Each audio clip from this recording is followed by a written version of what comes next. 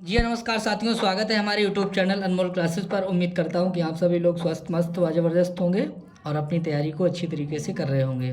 साथियों, आज हम बात करेंगे कारक प्रकरण पर। कारक प्रकरण विभक्ति अर्थक प्रकरण, यानी कारक प्रकरण को विभक्ति अर्थक प्रकरण भी कहते हैं। तो साथियों, करेंगे आज पंचमी विभक्ति अपादान कारक, ठीक है। और इसमें हम लोगों ने सूत्रों को पढ़ भी लिया था। तो आज ये क्लास जो है, कुछ सूत्र जो पढ़ लिए थे, आज इसकी क्लास जो है पंचमी विभक्ति की लास्ट होगी। इसके बाद हम लोग षष्ठी विभक्ति भी थोड़ी चर्चा करेंगे, ठीक है। तो चलिए अभी तो करते हैं पंचमी विभक्ति पर बात। और ये सूत्र आप देख रहे होंगे, ये सूत्र बहुत ही ज़बरदस्त है, बढ़िया है। यहाँ से प्रश्न आता ही है, परीक्षा कोई सी हुई हो, ठीक है। लेकिन हम जिसको टारगेट बनाकर पढ़ रहे हैं वो परीक्षा है यूपी टीजीटी, और जल्दी होगा पेपर। बने रहिएगा हमारे चैनल पर। जिन साथियों ने भी चैनल को सब्सक्राइब नहीं किया है वो कृपया चैनल को सब्सक्राइब कर दीजिए और अपने मित्रों तक शेयर करिए, लाइक करिए। ये सर जिम्मेदारी आपकी है, ठीक है। हम आपके लिए काम कर रहे हैं, आप भी कुछ करिए, मतलब आप शेयर कर दीजिए बस, और कुछ नहीं। आगे चलिए बात करते हैं, ठीक है। तो करिए, चलिए स्टार्ट कर देते हैं। हाँ, तो ये सूत्र है अन्य आरात रीते दिक् शब्द अंचुत पद अंचुत उत्तर पद पदा जाहि युक्ते। ये सूत्र है साथियों। ये पूछा जाएगा ये कैसा सूत्र है, क्योंकि सूत्र होते हैं 6 प्रकार के। तो ये कैसा सूत्र है, तो बोले ये विधि सूत्र है। और साथियों, विधि सूत्र होता है तो डायरेक्ट हिट व्यक्ति करता है, ठीक है। डायरेक्ट अगर विधि सूत्र है तो द्वितीया करेगा तो सीधे द्वितीया, तृतीया करेगा तो सीधे तृतीया, चतुर्थी करेगा तो सीधे चतुर्थी, और पंचमी करेगा तो सीधे पंचमी करेगा। यहाँ कोई संज्ञा करने वाला सूत्र नहीं। अगर संज्ञा करने वाला सूत्र होता फिर अपादाने पंचमी आती तो पंचमी युक्ति करना पड़ती, ठीक है। लेकिन ये सूत्र जो है ना, सीधे पंचमी युक्ति करेगा।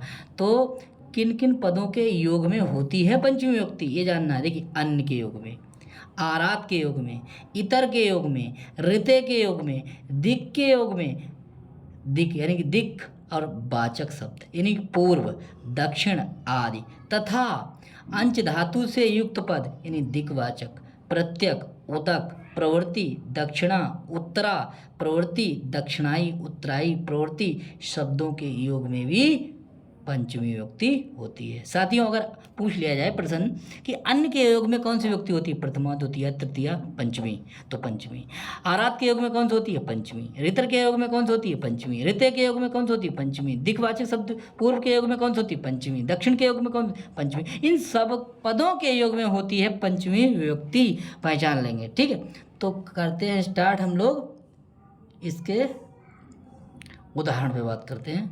तो देखिए भैया, उदाहरण क्या है, उदाहरण देख लीजिए।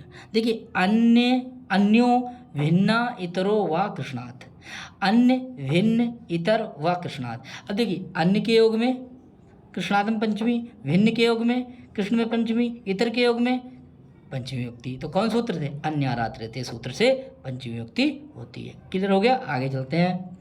कह रहे हैं कि आरात बनात, तो देखिए आरात के योग में, बनात में कौन सा होगी, पंचमी होगी। बहुत हलवा है, ठीक है। आगे चलिए, बहुत सरल है। देखिए, प्राक, प्रत्यक, वाह। प्राक के योग में कौन सी विभक्ति होती है, बोले पंचमी, तो ग्रामात में कौन सी होगी, पंचमी।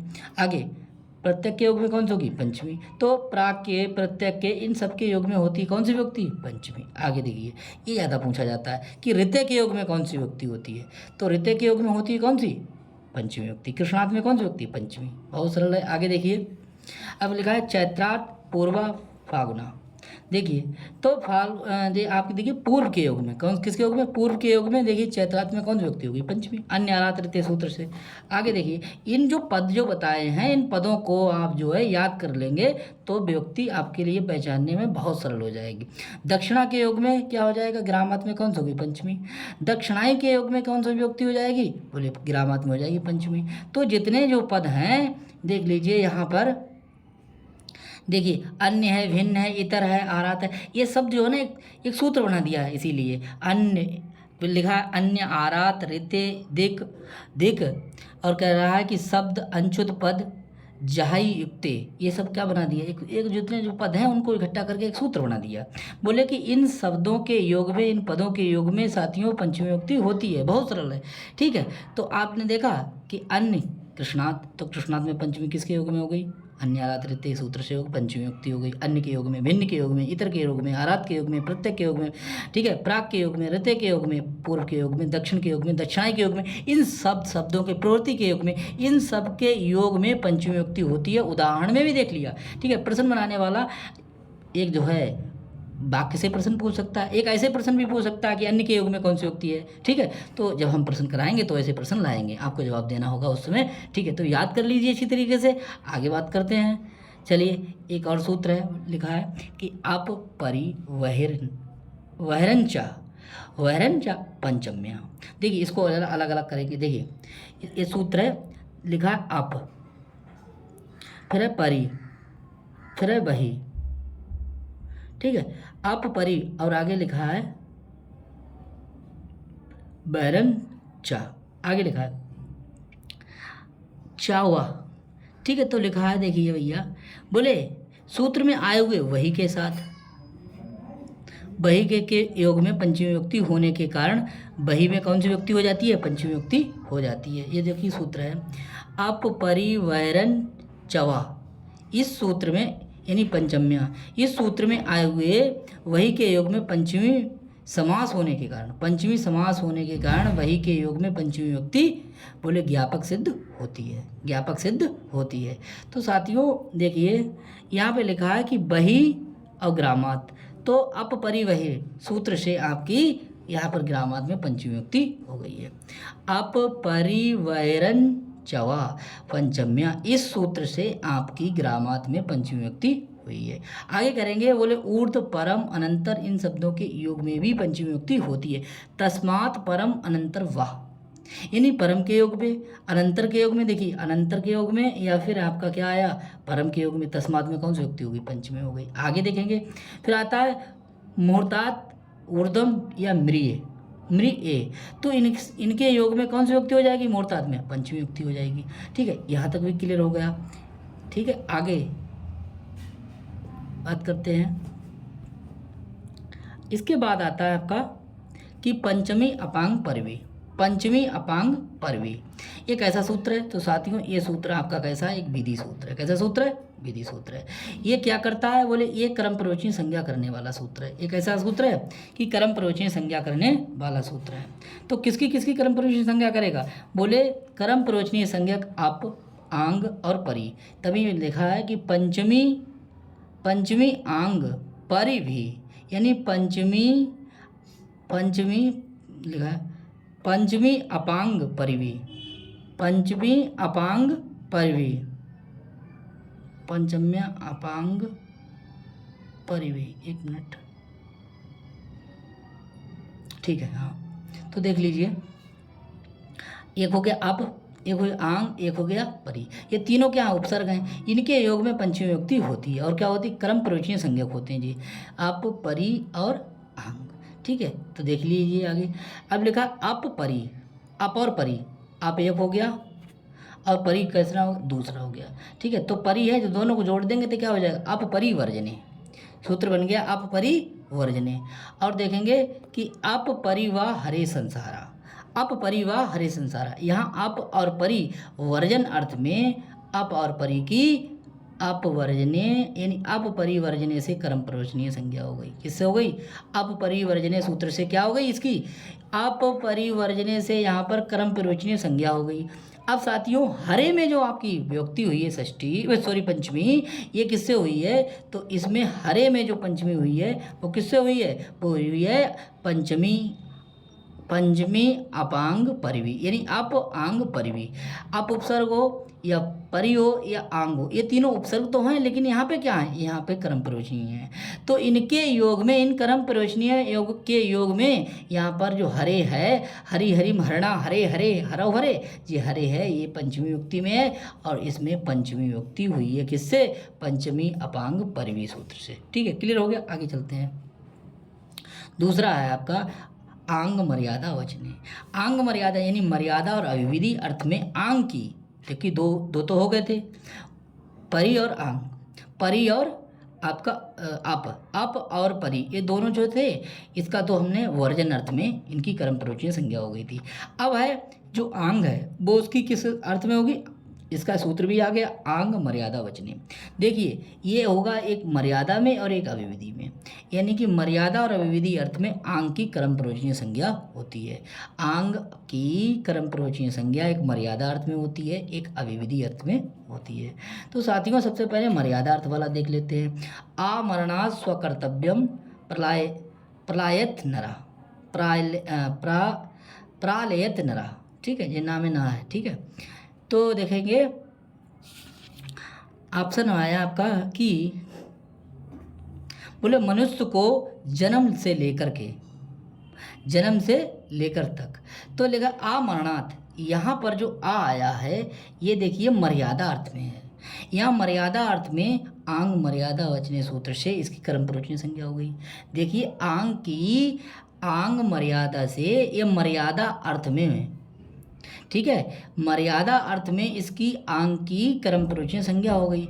और यहाँ मरणात् तक यानी मरने तक जो है, यहाँ पर जो है आपकी पंचमी अपांग परवी सूत्र से पंचमी विभक्ति हो गई। क्लियर हो गया। पंचमी अपांग परवी सूत्र से यहाँ पर मरणात् में पंचमी विभक्ति होगी और आ की मर्यादा अर्थ में कर्म प्रयोजनीय संज्ञा हो जाएगी आंग मर्यादा वचनीय सूत्र से। क्लियर हो गया। आगे बात है, ये मर्यादा का उदाहरण है। क्लियर हो गया साथियों। आगे बात करते हैं कि आ जन्मना स्वकर्तव्यम प्रलायत नरा, ठीक है, बोले कि जन्म से लेकर यानी मनुष्य को जन्म से लेकर मृत्यु तक अपने कर्तव्य का क्या करना चाहिए, पालन करना चाहिए। स्वकर्तव्यम पालित नरा, यानी नरा माने मनुष्य को, पालित माने पालन करना चाहिए। स्वकर्तव्यम अपने कर्तव्य का, आ जन्मना बोले जन्म से लेकर मृत्यु तक अपने कर्तव्यों का क्या करना चाहिए, पालन करना चाहिए। तो साथियों यहाँ पर जो आ है वो किस अर्थ में है, ये जो आ है इसकी कर्म प्रयोजनीय संज्ञा हुई है। इसकी कर्म प्रयोजनीय संज्ञा हुई है तो किस सूत्र से हुई है, आंग मर्यादा सूत्र से हुई है। तो ये किस अर्थ में हुई है, तो बोले कि ये आपकी हुई है अविविधि अर्थ में। किस अर्थ में हुई है, अविविधि, ठीक है, इसकी हुई है अविविधि अर्थ में कर्म प्रयोजनीय संज्ञा हो गई है। और यहाँ पर जो जन्मना में आप देख रहे हैं पंचमी विभक्ति, पंचमी अपांग परवी सूत्र से यहाँ पर पंचमी विभक्ति हुई है। ये तो पंचमी अपांग परवी जो है वो विभक्ति करने वाला सूत्र है। पंचमी अपांग परवी यानी कि पंचमी में पंचमी विभक्ति किसके किसके योग में होगी, बोले जब परी, आंग और अप ये तीनों की कर्म प्रयोजनीय संज्ञा हो जाएगी। तो कर्म प्रयोजनीय संज्ञा करने वाले सूत्र पढ़े थे हम लोगों ने, कौन कौन से, बोले एक पढ़ा था आंग मर्यादा वाला पढ़ा था और दूसरा पढ़ा था अप परि वर्जने, यानी अप और परि की वर्जन अर्थ में कर्म प्रयोजनीय संज्ञा। दो जो उपसर्ग देखे थे वो दोनों उपसर्गों की कर्म प्रयोजनीय संज्ञा वर्जन अर्थ में हो रही थी। और मर्यादा और अविविधि की यहाँ पर मर्यादा और अविविधि की जो आंग है उसकी मर्यादा और अविविधि अर्थ में कर्म प्रयोजनीय संज्ञा हुई थी। साथियों इन तीनों जो थे वो उपसर्ग है और इनकी कर्म प्रयोजनीय संज्ञा हुई है। इनके योग में जो जुड़े हुए पद हैं उनमें पंचमी विभक्ति पंचमी अपांग परवी सूत्र से पंचमी विभक्ति हुई है। अब उम्मीद करता हूँ कि आपके लिए टॉपिक समझ में आ गया होगा। आगे बात करते हैं हम लोग दूसरे सूत्र पर। देखिए प्रतिनिधि प्रतिदाने चायस्मात्, प्रतिनिधि प्रतिदाने चायस्मात्। अब देखेंगे ये कैसा सूत्र है, तो आप बताएंगे ये भी आपका विधि सूत्र है, डायरेक्ट हिट करेगा क्या, पंचमी विभक्ति। प्रतिनिधि एवं प्रतिदान विनिमय के अर्थ में कर्म प्रयोजनीय संज्ञा प्राप्त करने वाले प्रति के योग में पंचमी विभक्ति होती है। यानी प्रतिनिधि और प्रतिदान के अर्थ में कर्म प्रयोजनीय संज्ञा करने वाले प्रति के योग में पंचमी विभक्ति होती है। और देखेंगे, देखिए प्रतिनिधि का मतलब होता है जैसे कृष्ण के प्रतिनिधि जो हैं वो कौन है, प्रद्युम्न है।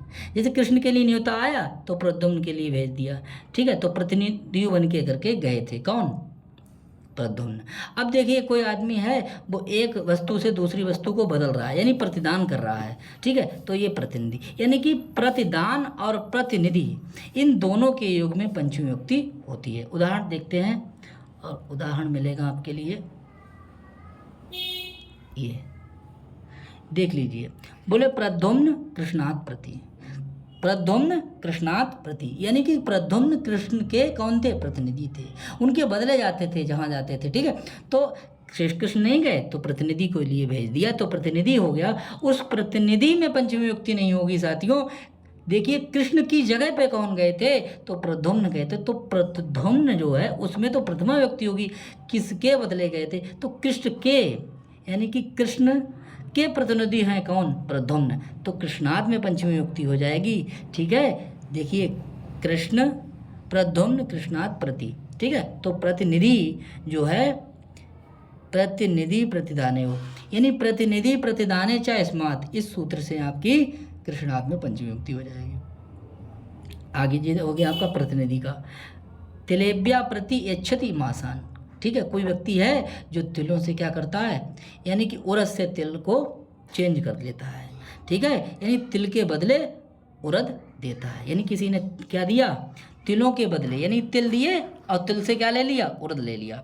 तो देख लीजिए, या तिलेब्यो यानी तिलों से क्या बदला उसने, मासान माने उरद के लिए। तो तिल जो थे अपने पास उनको देना, यानी उसका अपादान करना, और लेना क्या है, मासान। तो जो चीज़ ली है वो क्या है हमारा, वो हमारा कर्म है। ठीक है, और जो चीज़ दी है वो क्या है, अपादान है।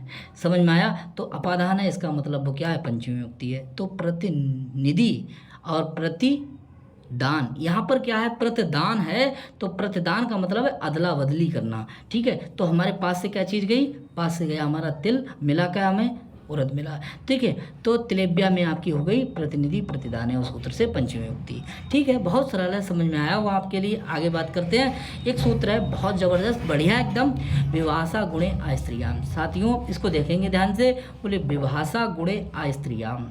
देखिए आस्त्रियाम का मतलब जो स्त्रीलिंग ना हो, विभाषा गुण, यदि हेतु या कारण प्रकट करने वाले गुणवाचक शब्द हो जो स्त्रीलिंग हो, मतलब स्त्रीलिंग ना हो, उसमें विकल्प से तृतीया और पंचमी व्यक्ति में रखे जाते हैं।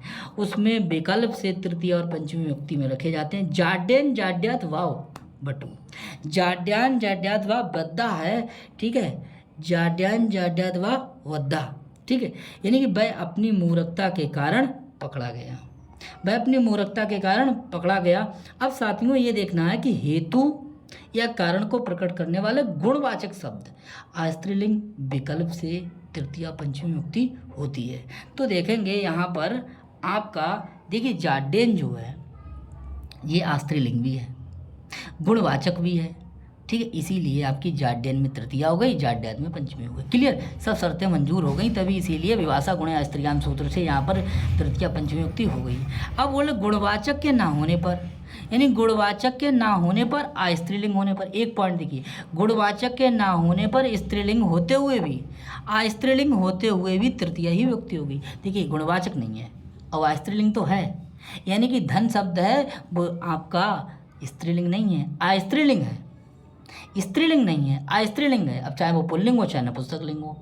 ठीक है, तो स्त्रीलिंग नहीं है, तो 100 शर्त मंजूर है। लेकिन एक क्या है कि धन जो है वो धन का धनेन हो जाएगा, वो कोई गुण नहीं है। धन से कुलम, यानी कि धनेन कुलम है, धन से कुलित, यानी कह रहे हैं कि धनेन कुलम। ठीक है, तो यहाँ पर जो है गुणवाचक के ना होने पर, यहाँ जो धन है वो गुणवाचक नहीं है लेकिन स्त्रीलिंग है, इसीलिए यहाँ पर केवल क्या हो जाएगी, आपकी हो जाएगी तृतीया व्यक्ति। अगर दोनों शर्तें मंजूर हैं तब आपकी होगी तृतीया पंचमी दोनों, लेकिन एक भी मंजूर नहीं है, एक है नहीं, तो तुरंत हो जाएगी आपकी क्या, केवल तृतीया। तो देखिए आगे दूसरा उदाहरण क्या है, तीसरा हमने लोगों ने दूसरा पढ़ लिया। इस प्रकार गुणवाचक होते हुए अगर वो स्त्रीलिंग है, देखिए ऊपर क्या है, गुणवाचक है और स्त्रीलिंग भी है, तो तृतीया और पंचमी दोनों होंगी। अगर गुणवाचक नहीं है और स्त्रीलिंग है तब केवल तृतीया। अब कह रहे हैं कि गुणवाचक है लेकिन स्त्रीलिंग है, तब भी होगी आपकी क्या, तृतीया। अगर दोनों मंजूर हैं शर्तें तो आपकी क्या हो जाएगी, तृतीया और पंचमी दोनों। तो यहाँ नीचे वाले पॉइंट में कि गुणवाचक होते हुए स्त्रीलिंग होने पर केवल तृतीया हो जाएगी। तो देखिए ये जो आपकी क्या है, बुद्धिया जो क्या है, स्त्रीलिंग है, लेकिन गुण है ही नहीं इसमें। जब गुण नहीं है तो बुद्धिया मुक्ता, इसीलिए यहाँ पर बुद्धिया में कौन सी व्यक्ति हो गई, तृतीया हो गई।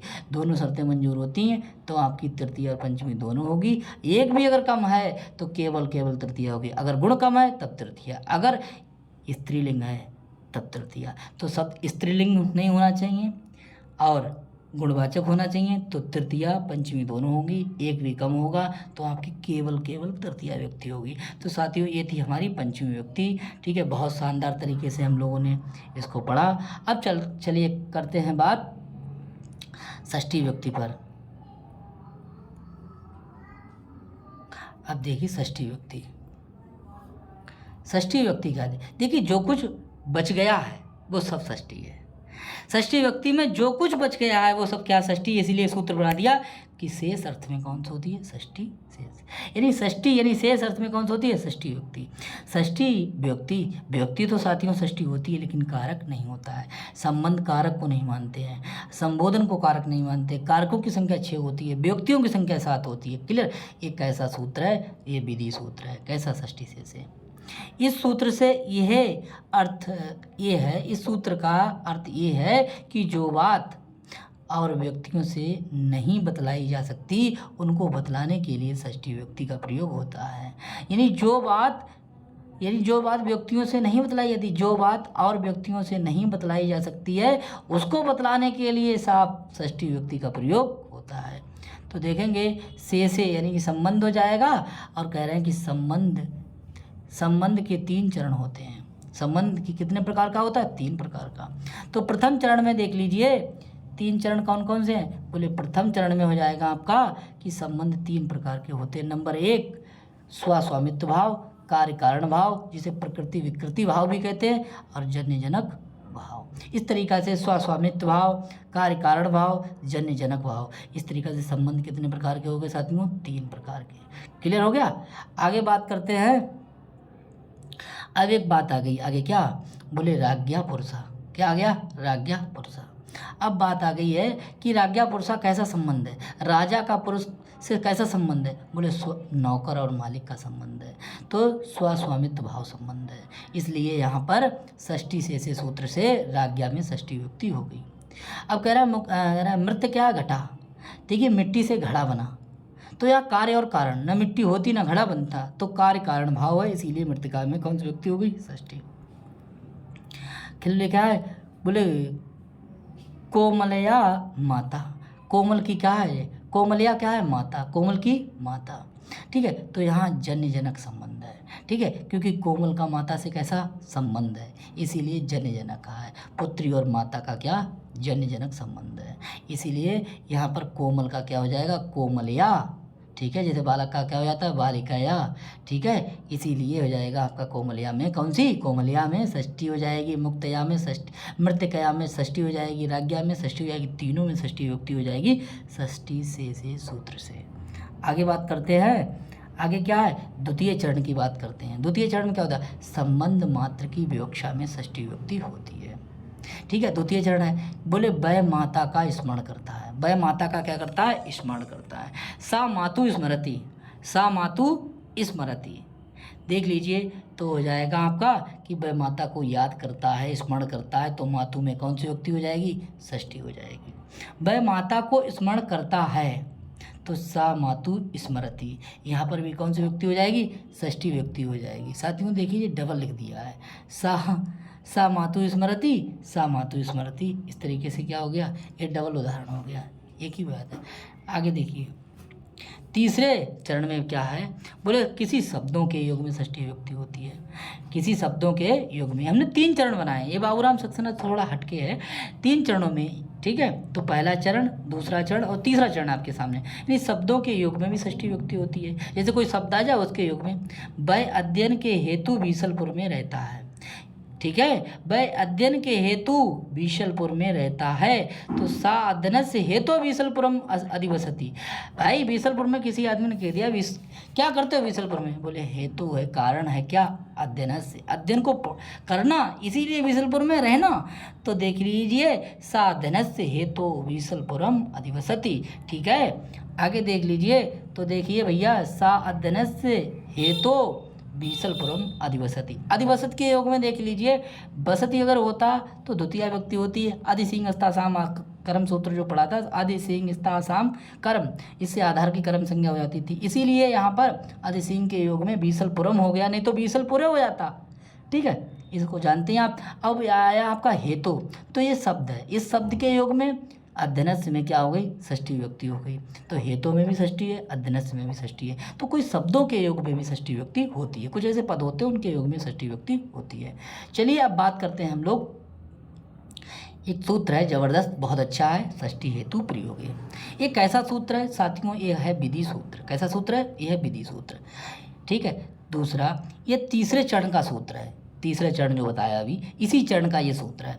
जब हेतु शब्द का प्रयोग होता है साथियों, तो जो शब्द कारण या प्रयोजन रहता है, जो हेतु रहता है, जो कारण रहता है, वह शब्द में भी षष्ठी और हेतु में भी षष्ठी, दोनों में षष्ठी विभक्ति इसी सूत्र लगती है, षष्ठी हेतु प्रयोगे। षष्ठी हेतु प्रयोगे सूत्र से उस शब्द में, उस कारण में भी षष्ठी विभक्ति होती है और हेतु शब्द में षष्ठी विभक्ति होती है। चलिए उदाहरण पे बात करते हैं, और उदाहरण आपका जो है बहुत ही जबरदस्त उदाहरण है कि अन्य से हेतु वसति, अन्न के लिए यहाँ पर रहता है। ठीक है, तो अन्य में भी षष्ठी, हेतु में षष्ठी, इसीलिए षष्ठी हेतु प्रयोग सूत्र से आपकी षष्ठी विभक्ति हो जाती है। आगे बात करते हैं।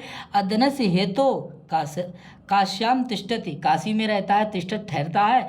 देख लीजिए, तो अदन से हेतु काश्याम तिष्ठति। अब देख लीजिए काशी नगरी में क्यों रहा? बोले अध्ययन करने के लिए, तो अध्ययन से हेतु, यहाँ षष्ठी हेतु सूत्र से आपकी हो जाएगी षष्ठी विभक्ति। ठीक है, आगे देख लीजिए, एक सूत्र और है, उसको अध्ययन करेंगे कि शर्म नामना तृतीया च, शर्म नामना तृतीया च। ये कैसा सूत्र है? ये विधि सूत्र है। बोले जब हेतु शब्द के साथ किसी सर्वनाम का प्रयोग होता हो। अभी तो संज्ञा की बात कर रहे थे, जब संज्ञा यानी कि हमें कह रहे थे कि बीसलपुर की बात कर रहे थे, ठीक है, प्रयाग की बात कर रहे थे, काशी की बात कर रहे थे, ठीक है, और अध्ययन की बात कर रहे थे। किसकी बात कर रहे थे? अध्ययन की बात कर रहे थे। तो सब संज्ञाओं की बात कर रहे थे। जब संज्ञा की बात कर रहे थे तब लगा रहे थे क्या? षष्ठी हेतु प्रयोग। अब कह रहा है कि सर्व नामना तृतीया च। ये कैसा सूत्र है? विधि सूत्र है। जब हेतु शब्द के साथ किसी सर्वनाम का प्रयोग होता है तो सर्वनाम और हेतु दोनों में षष्ठी विभक्ति, पंचमी विभक्ति, तृतीया विभक्ति होती है। यानी तृतीया, पंचमी, षष्ठी, 3, 5, 6, 356, इन तृतीया, पंचमी, षष्ठी। देख लीजिए इसके उदाहरण होंगे। अब देखिए, चा का मतलब क्या है? इसमें क्या है? चा का मतलब है पंचमी षष्ठी से। किससे है? पंचमी और षष्ठी से। ठीक है, और देखिए प्रयोग का मतलब हेतु प्लस सर्वनाम, पंचमी षष्ठी, पंचमी, तृतीया, पंचमी, षष्ठी विभक्ति। कस हेतु अत्र वसति, यहाँ किस लिए रहते हो? तो यहाँ कस में भी षष्ठी, हेतु में षष्ठी, इसी सूत्र से। केन हेतुना, तो केन में तृतीया, हेतुना में तृतीया, अत्र वसति, इसमें भी इसी सूत्र से षष्ठी। कौन सूत्र? सर्वनामना तृतीया च। कस्मात हेतु अत्र वसति, तो देख लीजिए कस्मात में पंचमी, हेतु में पंचमी। इस तरीक़ा से सर्वनाम में पंचमी होगी तो हेतु में पंचमी होगी, सर्वनाम में तृतीया होगी तो हेतु में तृतीया होगी, सर्वनाम में अगर आपकी षष्ठी होगी तो हेतु में षष्ठी होगी। तो समझ लिया आपने। आगे बात करते हैं। बोलिए, देखिए उदाहरण तद का रूप है, आप लोगों ने पढ़ा होगा। सातम तेन तस्मात तस्य, यानी तेन में तृतीया, तस्मात में पंचमी, तस्य में षष्ठी। तो देखो हेतुना में तृतीया, हेतु में आपकी हो गई पंचमी और हेतु में आपकी हो गई षष्ठी। देखिए एक ही जैसे रूप होते हैं, तो तृतीया, पंचमी, षष्ठी। समझ गए होंगे आप कि तेन हेतुना, तस्मात हेतु और तस्य हेतु। क्लियर हो गया? आगे देखते हैं। अगर आ जाए यद का रूप, तो यद के भी रूप आप लोगों ने पढ़े होंगे। क्या? या, यम, एन, यस्मात, यस, तृतीया, पंचमी, षष्ठी। तो एन हेतुना, यस्मात हेतु और यस हेतु, यानी तृतीया, फिर है पंचमी, फिर है षष्ठी। तो साथियों इस तरीके से उस सर्वनाम में भी तृतीया, पंचमी, षष्ठी होगी, हेतु में तृतीया, पंचमी, षष्ठी होगी। तो इस तरीके से हम लोगों ने इस सर्वनामना तृतीया च, इस सूत्र को भी हम लोगों ने पढ़ लिया है। तो साथियों अब जो है ना कि बहुत ज़्यादा सूत्र हो जाएंगे, तो आज के लिए इतने पे रोक दे रहे हैं और फिर मिलेंगे नेक्स्ट वीडियो में। बहुत बहुत धन्यवाद। ठीक है, नमस्कार।